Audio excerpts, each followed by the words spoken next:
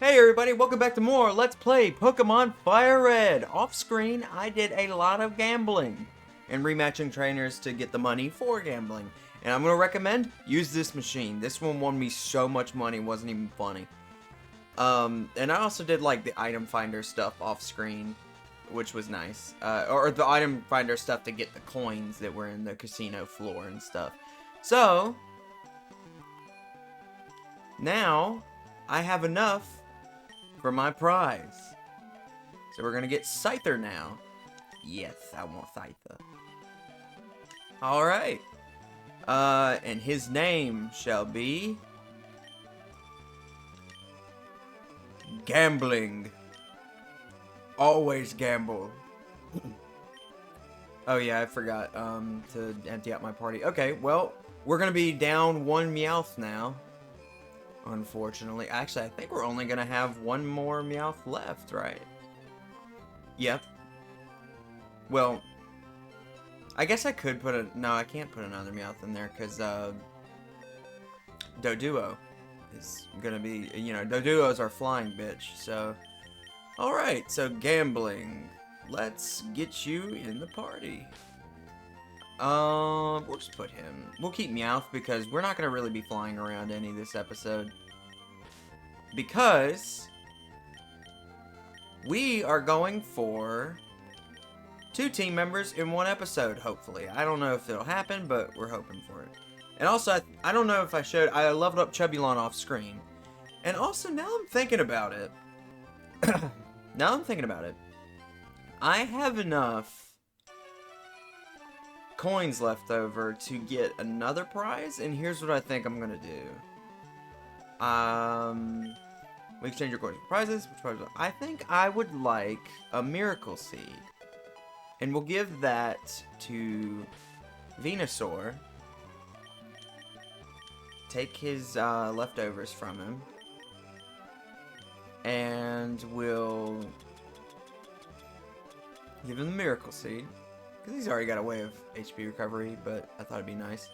And for now, we'll just give Scyther the leftovers, just because he's new and he's not going to have as much, you know, HP as the rest of the guys. And also, we are going to head towards Silph Co now. I thought that'd be a good thing to do because we're going to be taking on some not rotten. They are rotten. Rocket Grunts, and that'd be a pretty good way to level up gambling here. Actually, we need to redo his moves a little bit. Is there anything I can give him, like, immediately? It should be something that I... Right? Do we have... There we go! Aerial Ace. Kitty Jingle. Alright, we'll get rid of Focus Energy for now. Pursuit's not, like, great for him because, you know, it's still a special type move. But, I mean, like, False Swipe for right now? Kinda nice. Doesn't really, I don't think there's really anything else I can teach him that I want to teach him right now. Before you try it, no, Scyther can't learn Fly for some stupid reason. He's got huge-ass wings on the back of him. They don't work. But Doduo doesn't have any wings and just 2 heads, but he can fly. D-pad. Alright, so... This guy used to be standing in front of Silph Co, but now... He's taking a snooze! Alright, what are we doing? How are we doing on medicine? Because we are going to be in here for quite some time. 11 super potions? How much money do we got? I don't know. Yeah, a lot of that money went into gambling, just like real life. Hopefully, 11 super potions will do. So this is one of the bigger dungeons in the game, at least in the main game. Well, I think it's probably the biggest dungeon in general. The way Silph Co works is we're going to be moving throughout the building and stuff, and there's going to be a lot of locked doors, and we're going to need a key card to even, like, get anything out of it. Because, or we're going to need a key card to, like, get to a lot of the doors and stuff. And you can kind of go on the elevator and check out floors at random. I like to just go floor by floor and then just kind of remember the layout as it is. Like, oh crap. I will mention Aerial Ace, the move I gave to Gambling. That's one of my favorite flying type moves. It's not even like one of the more higher damaging moves. It's just, it can't miss. Like, it passes all like accuracy checks. And it does 60 base power. So, what the hell? So it's just overall, it's just a pretty solid move. Especially like, since a lot of Pokemon can learn it, it's very good for just... It's almost always a good, like, filler move spot. Even on Pokemon that aren't flying types, like... Well, I mean, I actually don't remember how many of my team could actually learn it, but, like, I know in a lot of future gens, Pokemon like Greninja can learn Aerial Ace. It's... Because I think what it is the Aerial Ace is not, like, necessarily, like, a wing thing. Apparently, it's like, they can use stuff like their knees or their feet to like attack people with or something. Like I think it's just supposed to be maybe like a overhead punch or something. I don't know. But it's just always a pretty good move to have. I could have probably actually kept him this way for a few more levels and I think he would have learned Wing Attack. But I probably was just going to go with the Aerial Ace anyway. The only reason I would have done Wing Attack is just because oh, I use Aerial Ace a lot, but I use Aerial Ace a lot because it's just a solid move, and I don't see any point in not using it. But I figured a good time, because I think I mentioned at the end of the last episode that we might be heading towards Fuchsia City. But then I thought about it a little bit. I kind of would like to train a little bit for Fuchsia City gym, just a bit. And I also thought it'd be a good idea to go ahead and go through Silph Co. That way I could train up Gambling a little bit so he could be ready for some upcoming gym battles. And, you know, obviously, that's the way I'm going to do it. And I think I don't know if I mentioned this, but you can get Scyther other ways besides, you know, the game corner.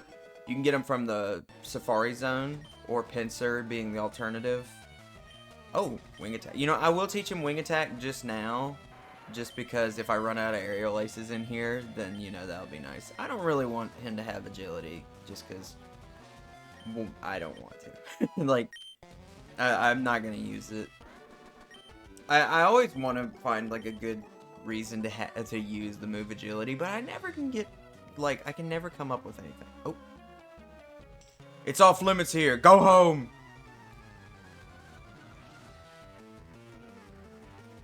This is pretty much just like if Amazon got raided.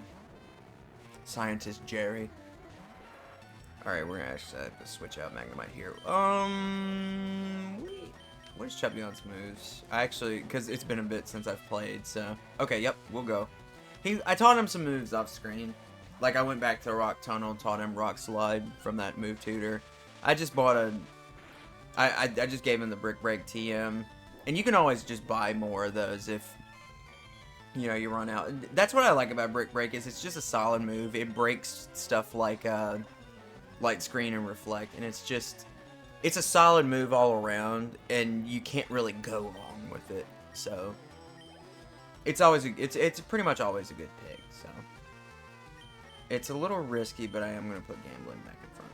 We're actually going to be done with our last Meowth will be gone soon, but I figured I could have him in here rather than Doduo just because, you know, he might pick up some stuff on the floor.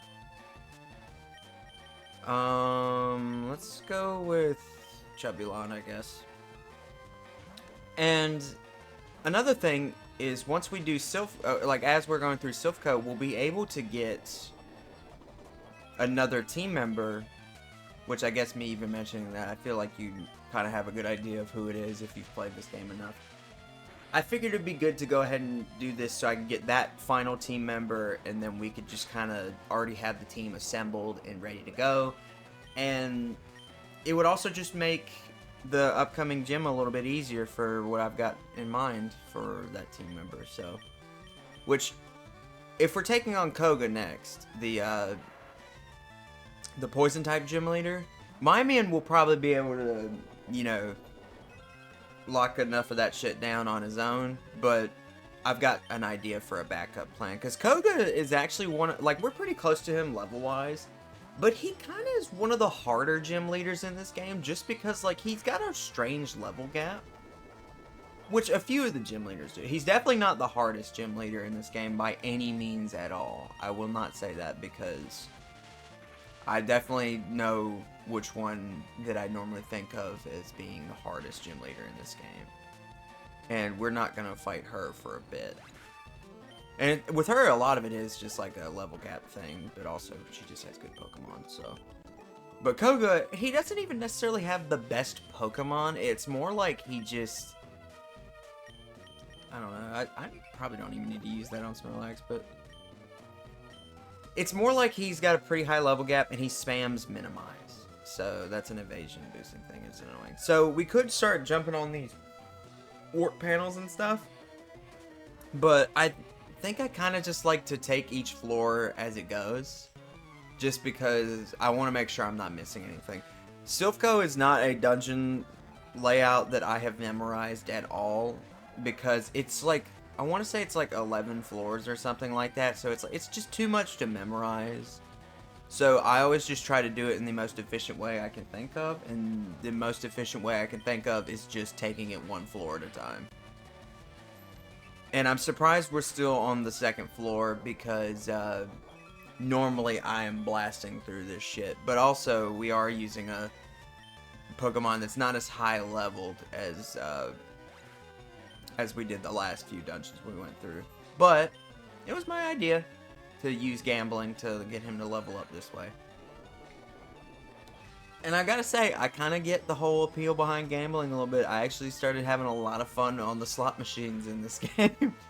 It was stupid, but I did. It was also just kind of like fun, because I don't normally even really bother with the actual game corner in this game. I usually just buy the stuff and like just get it way later than I'd like to, but I was like, I want my whole team all my team members like yesterday. So I went ahead, I was like, I'm gonna go ahead and lock this shit down and get my Scyther. Alright, we can go up to the next floor now. Nice. And I'll start jumping on the warp panels once we clear out. It's mainly once we clear out all the rockets that are gonna be like in our way. Quit messing with us, kid. Or have we fought before? I wouldn't be able to tell because you guys all use the same damn Pokemon, so... There's a good chance we fought before then if you have Eradicate. So, I do also want to mention something that is kind of a cool world building thing for this game. Is since the game corner is run by, you know, Team Rocket, I think what's kind of interesting is that more than likely the game corner Pokemon are probably like the reason why Team Rocket is like wanting so many Pokemon and stuff. Like there's also a pretty decent chance that some of the Pokemon in the game corner might be stolen. Like, and then you got or you know, like Scyther here, he's from the Safari Zone, so he might be poached. And then you know you had they sold Clefairies in the game corner. That was probably why they were in Mount Moon. And I like to think that I liberated this Scyther here, because, you know, it probably would suck to just hang out in the back room of a casino all day, but it's an interesting little world building thing.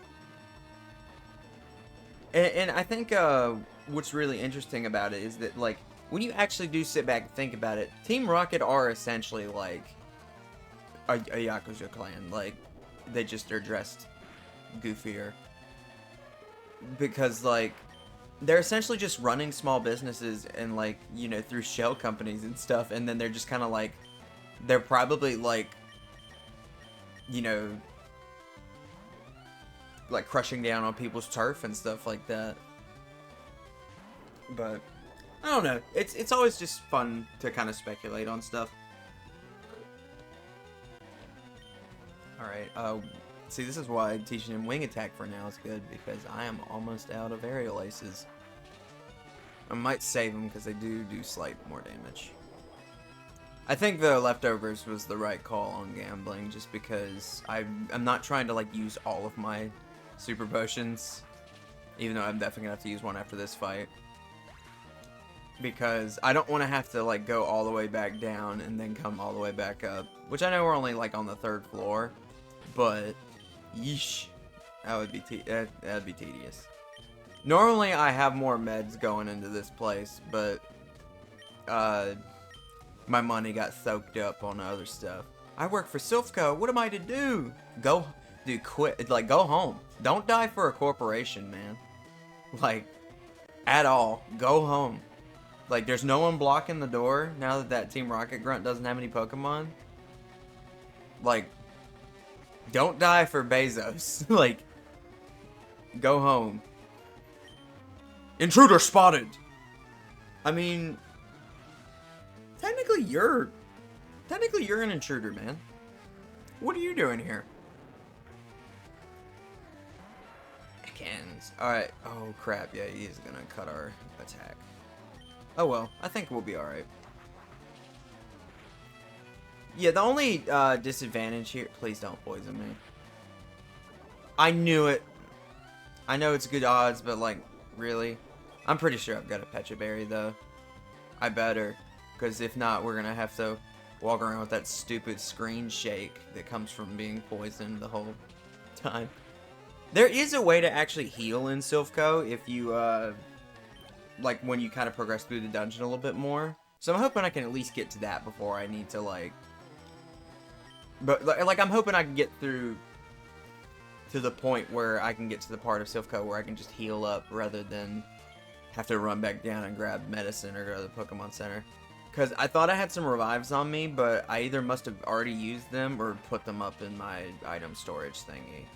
But I probably used them if I were to guess. Confuse Ray.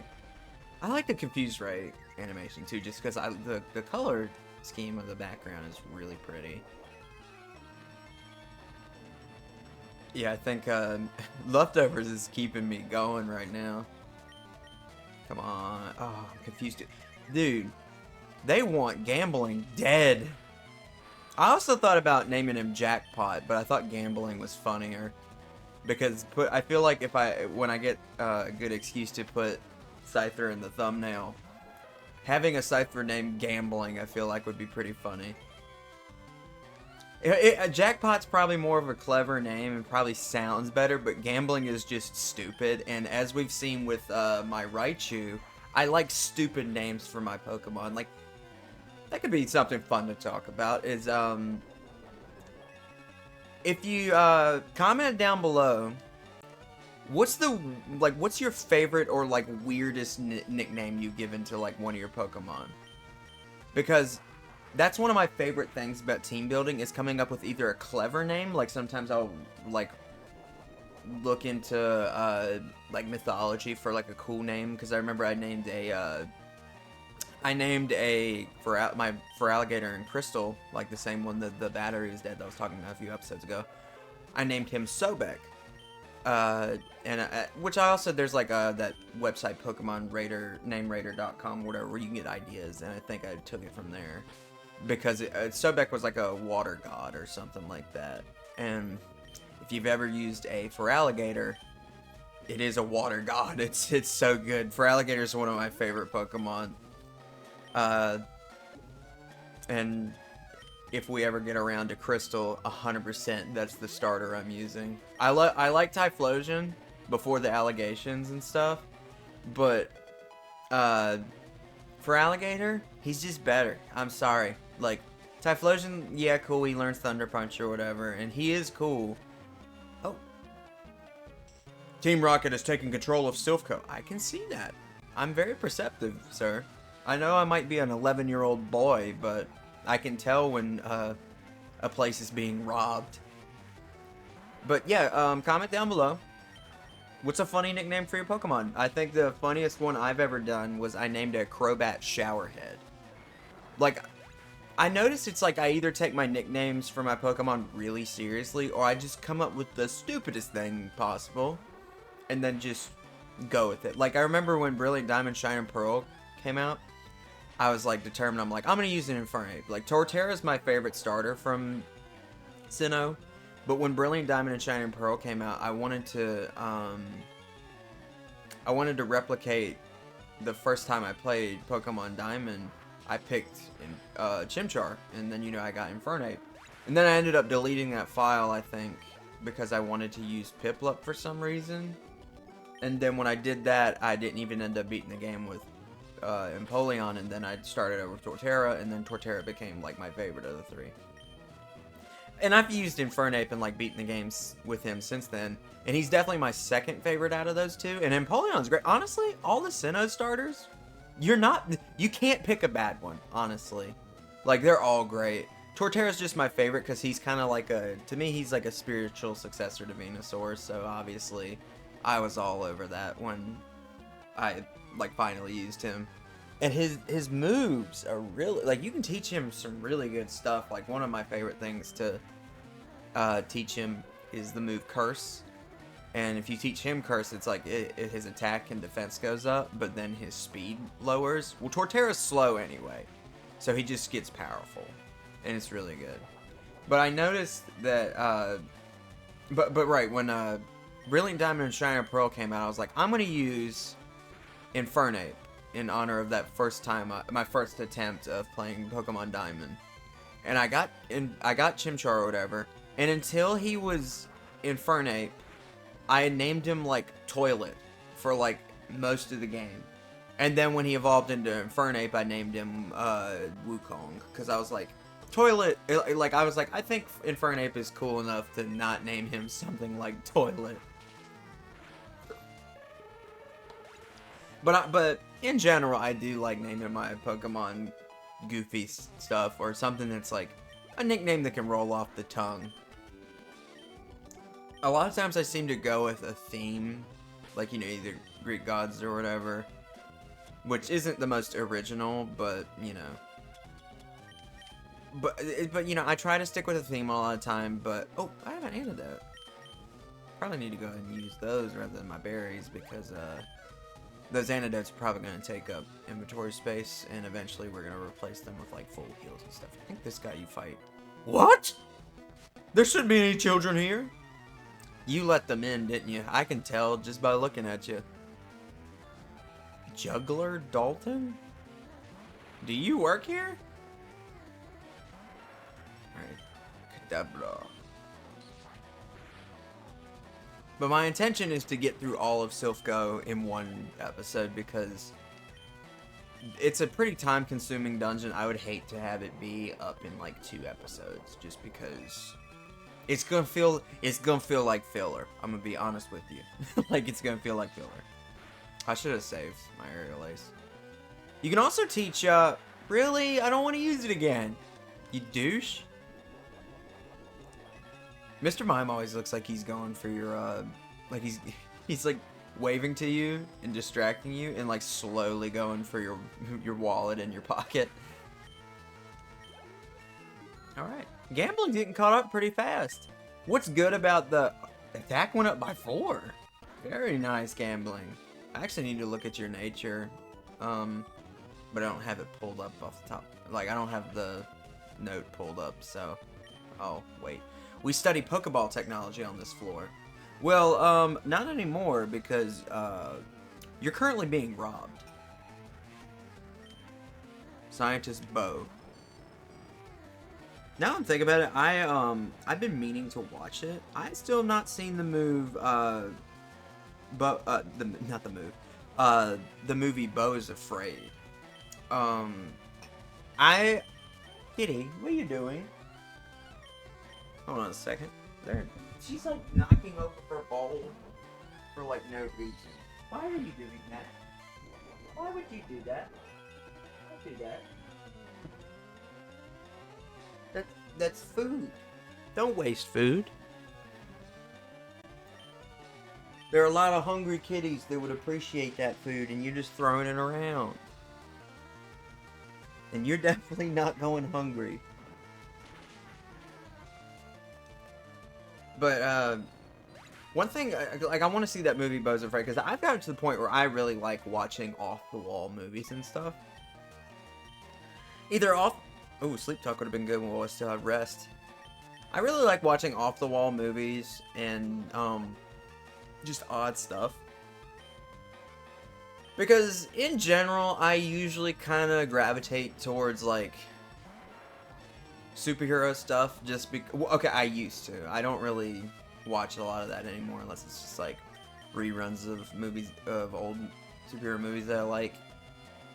But, after Thor Love and Thunder, and I'm planning on making a YouTube video about how much I hate that movie. Because I've definitely seen movies that are worse than Thor Love and Thunder, but I've never been more pissed off watching a movie. Like, even movies like Rise of Skywalker, that after I watched them, I was like, yeah, that was pretty bad. I would enjoy them in theaters.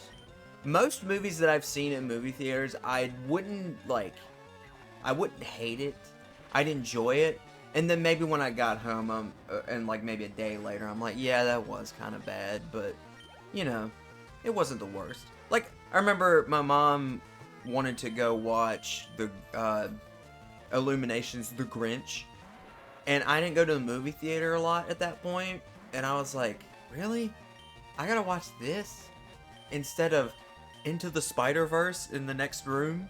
I was a little upset about that, but even with that, I was like, the movie wasn't like god-awful or anything.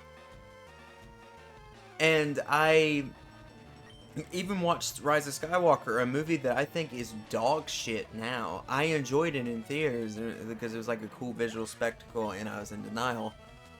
And also, it was the first Star Wars movie I had watched in theaters, so I guess it was like, you know, me being a huge Star Wars fan since I was a kid, I was like, at least that's like fun.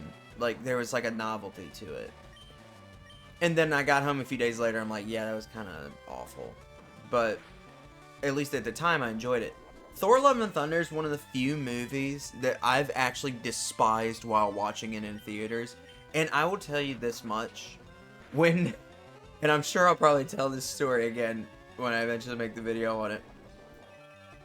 When we're in the theater, I went with all my friends because I was excited for this one because I like the Thor movies. And I'm watching the movie and, like, I laughed, like, maybe twice.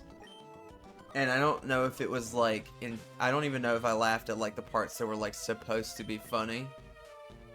But I felt myself getting, like, progressively more pissed off throughout the movie. Like, it was, like, every other joke they tried just, like, angered me. And I'm like, I felt stupid watching it. Like, the movie felt like it was talking down to me. Like, all the dumbass jokes and stuff. Like, by the fourth time there was the screaming goats or whatever, and I would hear people go like, hee, and I was like, there's no way people are actually finding this funny.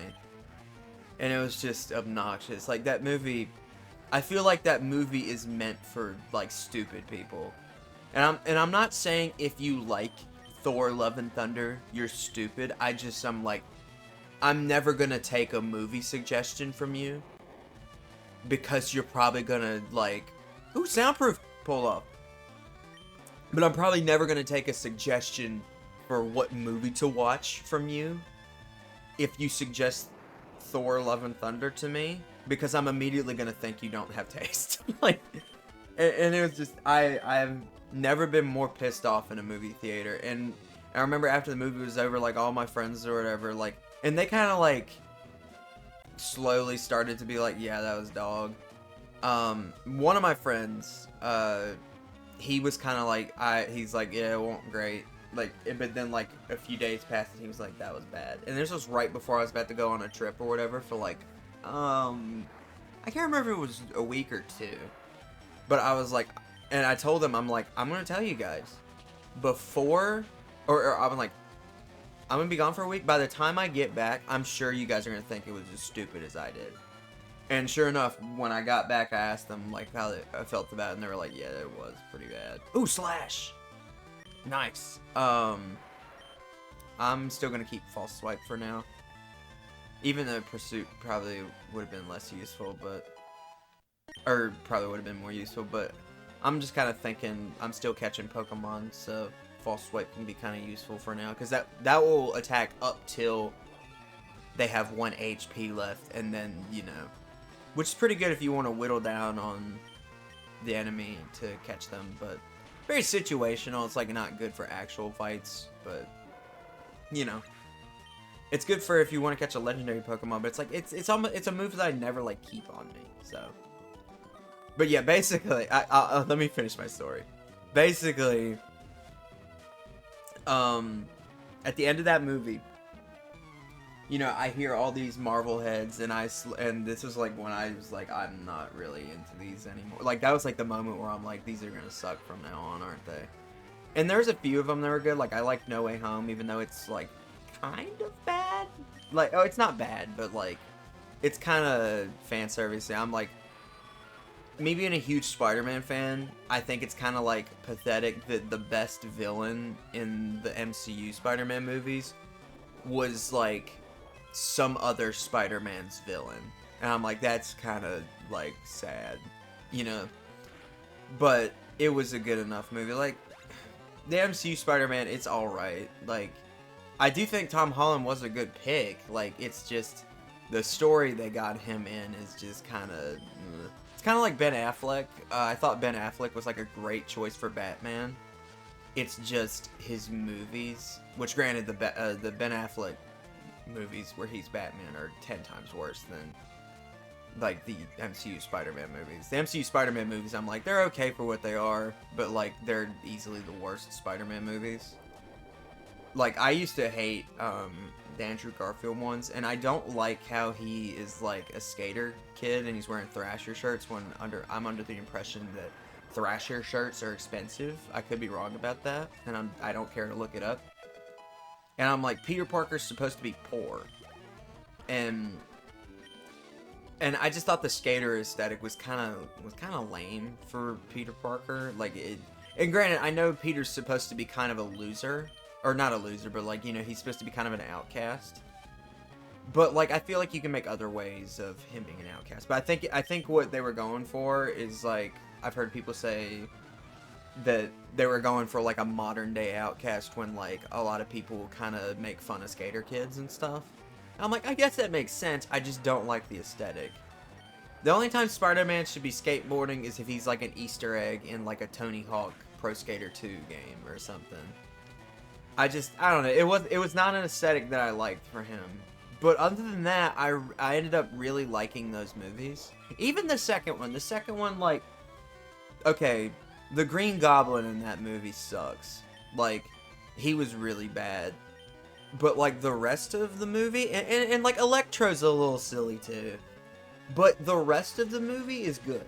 Like, and the first movie I really like. It's just, I hate that suit from the first movie. Like, that Spider-Man suit is ugly. Like, I hate this. Like, it looks fine when he's not wearing the mask. Because, like, he looks good in the suit without the mask, but that first suit with the yellow lenses is just so ugly. And like, I don't know, it's just something about the colors. But then you got the Amazing Spider-Man 2 suit, which is arguably probably the best Spider-Man suit. Like, you could argue it might not be, but like, I think it's pretty damn good. Like, but I like Spider-Man 2 the best. But you know, basically, my whole point was like, a lot of the MCU movies after that, I was like, I'm like slowly not caring anymore. Like, some of the shows are alright. I'll watch Daredevil when it comes out because I loved the show. But I'm like cautious about that one. I'm hoping it's not dog. And I liked Multiverse of Madness, because I liked the first Doctor Strange movie. I thought the second was pretty alright. I thought Scarlet Witch was a cool villain. Spoilers for mediocre movies. But, you know, it was just, I slowly started and there's been, like, some stuff that came out after that. I'm like, okay, this is neat. But, like, I am just kind of out of excitement for it. Until they did, like, that Fantastic Four trailer. Then, other than the AI posters they're doing for it, which is stupid and pathetic, like, Disney can afford graphic designers. Like, don't be bitches about it. Like, the trailer looked pretty cool. Like, I think the movie can be pretty neat. Chubulon, I swear, will you beat this Magnemite into the ground? Please. Oh my god! Stop! This is stupid. Let me try to finish my story before I strangle this Magnemite. Thank you. Let me guess, I'm paralyzed. But yeah, I remember after that movie was over, I'm surrounded by... I hate you, Magnemite. I'm surrounded by a bunch of cheering Marvel heads or whatever, and they're going like, and my friend looks at me, they're like, that, and you just hear them going like, that was amazing, like around me, and I'm like sitting there like with an actual like brain tumor forming in my head after watching that. Like, I felt like I was like slowly losing brain function throughout that movie. And my friend turns to me and the most optimistic smile on his face. He's like, what did you think of the movie, Logan? And I'm like, I think I'm gonna wait until we get out of here before I say what I thought about it. Because, you know, Marvel fans can be a little much, especially, you know, the comic book fans are worse. But man, the movie fans, they will defend slop until the day they die. And I'm not saying that I'm not a Marvel movie fan. It's just I don't like the new ones most of the time. Like, it's like I don't like the new ones or I don't care. Like, am I going to see Thunderbolts? Fuck no. Like, I don't want to watch the Thunderbolts. I don't want to watch all this shit to understand one movie. It's like, I'll watch Daredevil because I liked the show. I'm not gonna watch... Like, I'll watch Moon Knight Season 2 because I like Season 1. I'm not gonna watch all this shit, like, what if, you know, I watched the first season that I'm like, okay, it was alright, but it's like, everything I've seen after that, it looks stupid. And I'm like, what if Marvel hired good writers? Like, and it's just, I'm not interested anymore. Like, if it's something that looks cool and I don't think I have to, like, commit a lot of time into watching a bunch of other crap to... you know, watch it, then I'll watch it. Like, I'll probably go see Fantastic Four because the thing looks funny and I like the suit. And the trailer made it look like it might be a fun movie. Other than that, you really have to, like, entice me a little bit. I'll watch Daredevil because it's a continuation of a show I already liked. Other than that, I don't care. I am watching that, friendly, was it Your Friendly Neighborhood Spider-Man or whatever? Like, I figured I'd check that out, and I was expecting to kind of hate it. And there's, like, I have some notes, but, like, so far, I'm only, like, I want to say 2 or 3 episodes in. I haven't watched it in a few days. I kind of like it so far, if I'm being honest. Like, I like the premise of, you know, Norman being, like, Peter's mentor instead of Tony Stark or whatever, because there's that conflict of him already knowing that Peter's Spider-Man, so obviously when Norman becomes an evil bastard, like you definitely know he's going to be, then there's already gonna be that element where it's like, in the comics, it took Norman a bit to figure out that Peter was Spider-Man, so I think that there's potential for that show. And so far, the voice acting and stuff was pretty good. The animation can be a little stilted at times, but I love the colors of it. Like, it looks great. Like, and somebody pointed out that, like, Peter looks more like, his Steve Ditko era design. And, yeah, I mean, he does. He's kind of wearing the same thing, just, you know, more modernized. And it does look good. The idea of, like, some of the side character choices are a little odd. Because they're just like, a lot of them are just like random ass obscure Marvel characters and stuff that are just like references. And then it's like you got Lonnie Lincoln, who is like supposed to be Tombstone. And I'm like, I kind of would like Tombstone to be an actual villain because he's one of the cooler Spider-Man villains. Because I actually like the mob boss type of villains for Spider-Man and just superheroes in general. But the idea that, like, Lonnie Lincoln is, like, Spider-Man's friend for a while, and then eventually he's gonna maybe become Tombstone, that's kind of cool. Like, you can almost do, like, a Joker in a Batman Telltale kind of thing, like, make you kind of actually sympathize with Lonnie a little bit, and, you know, I think there's an element there that could be cool. But I haven't watched all of the season yet, so I don't have enough to go off of yet. But then you got the Future Foundation suit, which I'm not, like, a huge fan of, because I'm like, can he just wear the damn red and blue suit? Which I'm hoping he'll get it eventually. We're definitely not going to get through all of Silph Co today, because we're already 40 minutes in, and I think what I'm going to do is I'm going to call this episode here, and hopefully in the next episode we'll get the key card, and then we'll be able to knock out Silph Co, because once you get the key card, you can kind of clean up shop here. So next time on Pokemon FireRed, we'll finish up at Silph Co. I'll see you guys then.